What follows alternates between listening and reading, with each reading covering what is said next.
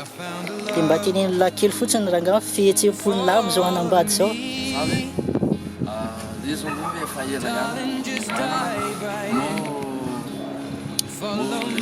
misy ao aminay dia voninahitra foana ndraiky mba tanteraka soa tsara ny fanambadiana. Ahoana ny fitentenana? Ahoana ny fitentenana? Mitantena fa namin'Andriamanitra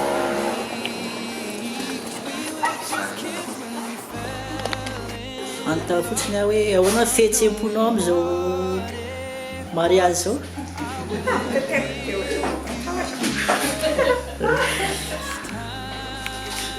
Ahoana ny fiandrasana an'le ry?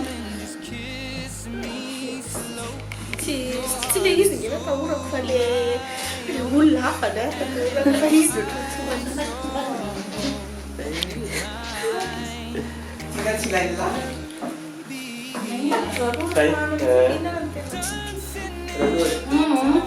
Atau kasih mungkin ada mungkin.